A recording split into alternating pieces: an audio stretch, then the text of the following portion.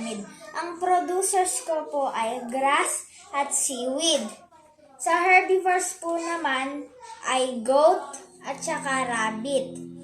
Sa omnivores po ay bear at pig. Sa carnivores po ay tiger at lion. At saka po sa decomposers ay may tubworm at saka fungi. Fungi. Fungi.